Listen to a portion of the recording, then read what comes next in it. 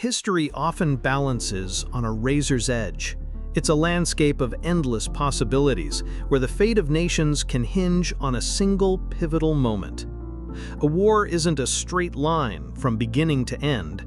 It's a chaotic storm of choices made under unimaginable pressure.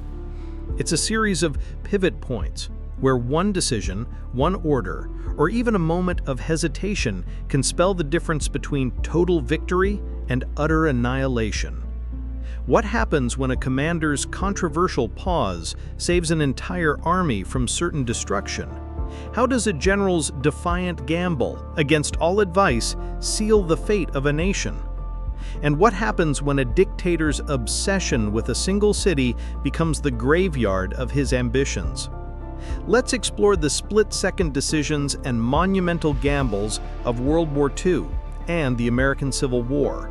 Choices that didn't just change a battle, but altered the very course of history. In late May 1940, the situation for the Allies in France wasn't just dire, it was apocalyptic. The German war machine, with its revolutionary blitzkrieg tactic, had done the impossible. It punched right through the Ardennes forest, zipped around the famous Maginot Line, and completely shattered the French and British armies. The bulk of the British Expeditionary Force, along with their French and Belgian allies, nearly 400,000 men, were pinned against the cold waters of the English Channel. They were trapped, their backs to the sea, with German panzer divisions just miles away, closing in for the kill. For the men on the beaches of Dunkirk, hope was a distant memory. They were a doomed army, waiting for an end that felt absolutely certain. German tank commanders like Heinz Guderian could practically taste victory.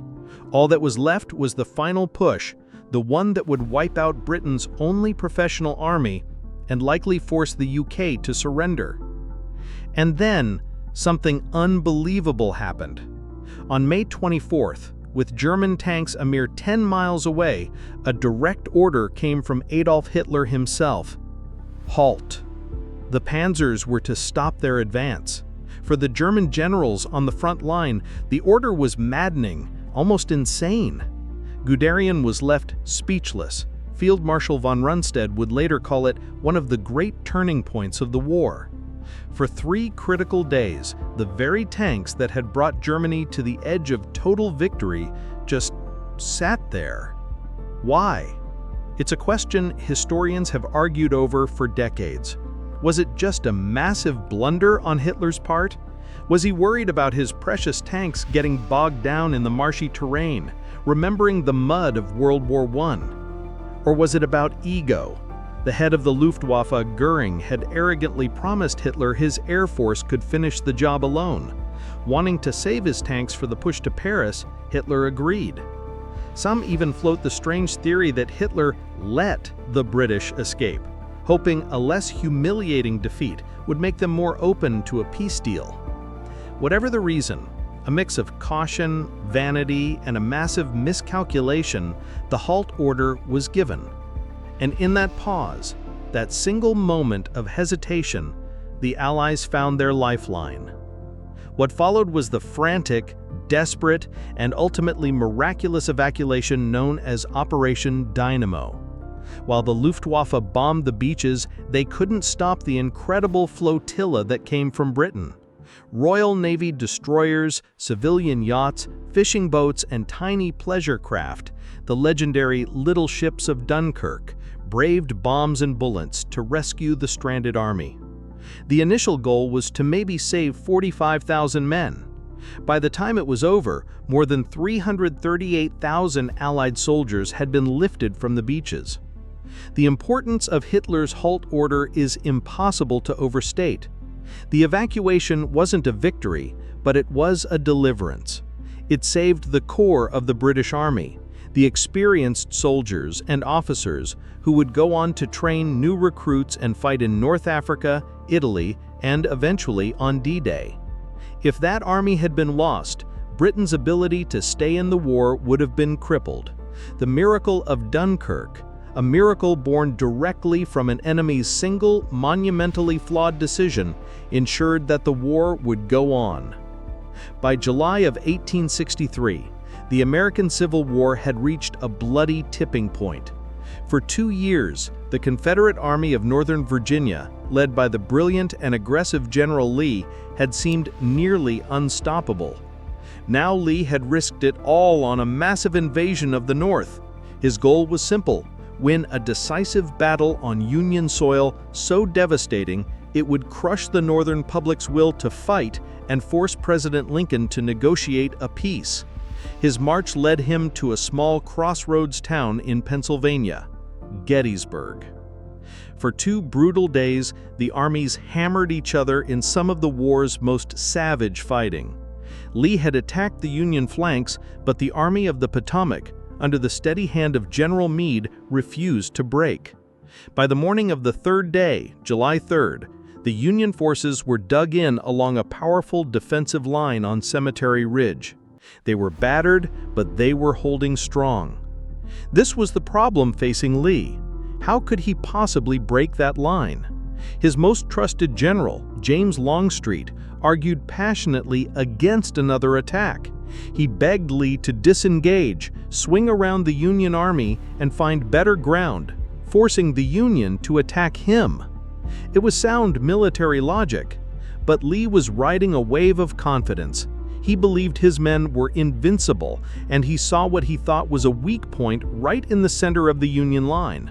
He became fixated on it. This was the pivotal decision. Lee overruled his old warhorse Longstreet and ordered a massive frontal assault on the Union center. It was the ultimate gamble, an all-or-nothing push to win the battle and maybe the war. Nearly 13,000 Confederate soldiers would have to march across a mile of open ground, straight into the face of Union cannons and rifles. The main force was led by General George Pickett. The order was given. Longstreet, his heart breaking, could only nod when Pickett asked for permission to advance. He was too choked up to speak the words. What happened next is one of the most tragic and iconic moments in American history: Pickett's charge. The Confederates marched out with perfect parade ground precision, a mile-wide line of gray. But their earlier artillery barrage had mostly missed its target. As they crossed the open field, Union cannons opened up, tearing horrific gaps in their ranks. Still, they pushed forward through a storm of lead and iron.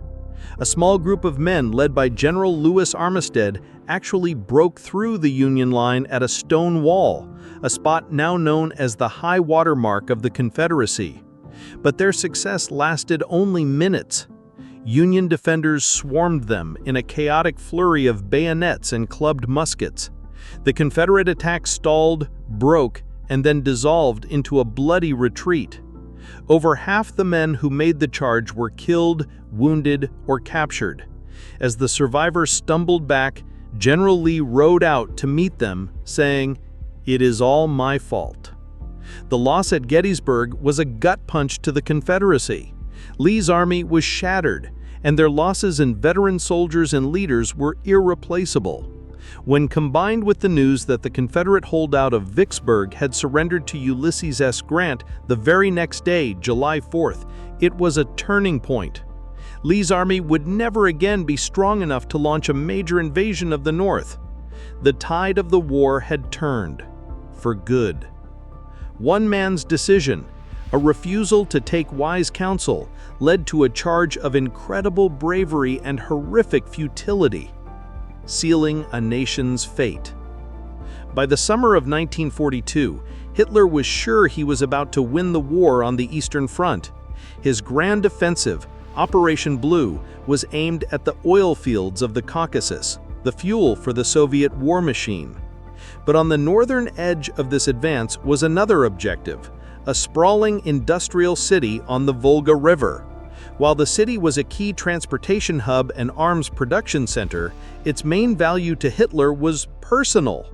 It bore the name of his arch-nemesis, Joseph Stalin, and for that reason, taking it became an obsession.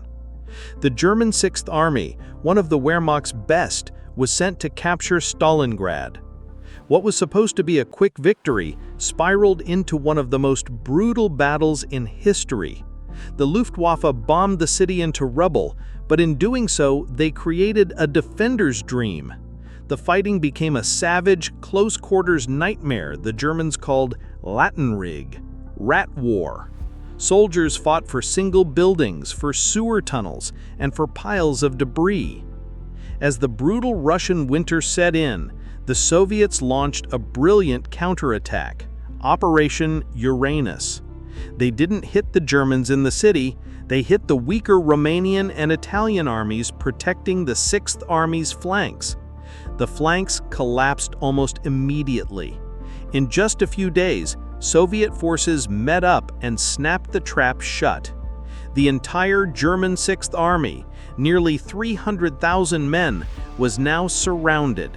This was the moment of decision. The 6th Army's commander, General Friedrich Paulus, knew his only real hope was to break out and fight his way west. He begged Hitler for permission. Other top generals pleaded with Hitler to allow it, but Hitler saw any retreat as a sign of failure. He was convinced his no-retreat policy, which he felt had saved his army before Moscow the previous winter, would work again. Plus, the ever-boastful Göring made another promise his Luftwaffe couldn't keep. He swore he could supply the entire trapped army by air. Hitler's decision was final. The 6th Army would not retreat. It would not surrender. It would stand and fight to the last man, becoming a fortress in the snow. Festung Stalingrad. What followed was a slow, freezing descent into hell. Göring's air bridge was a complete failure. On its best day, it delivered only a fraction of the supplies needed. The men of the 6th Army were left to starve and freeze, all while fighting off constant Soviet attacks. They ate their horses, then mice, then the boiled leather from their boots. Finally, on January 31, 1943, Paulus, whom Hitler had just promoted to Field Marshal over the radio, knowing no German Field Marshal had ever surrendered, defied his Führer and gave himself up. Of the 91,000 men who surrendered, only about 5,000 ever saw Germany again. The defeat at Stalingrad was the undisputed turning point of the war in Europe. It was more than a military disaster. It was a psychological catastrophe for the Third Reich. The myth of the German army's invincibility was shattered. For the Soviet Union, the victory became a powerful symbol of their resilience that fueled their fight all the way to Berlin. Hitler's obsession with the city and his stubborn refusal to allow a tactical retreat led directly to the annihilation of his best army and put Germany on the path to total defeat.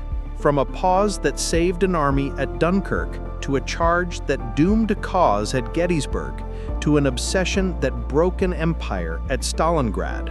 3 pivot points, 3 moments where a single choice made under the weight of history changed everything. They remind us that war is never a foregone conclusion, but a story written by human decisions, gambles, and failures. Which battlefield decision do you think was the most consequential? Is there another critical moment we missed? Let us know in the comments below.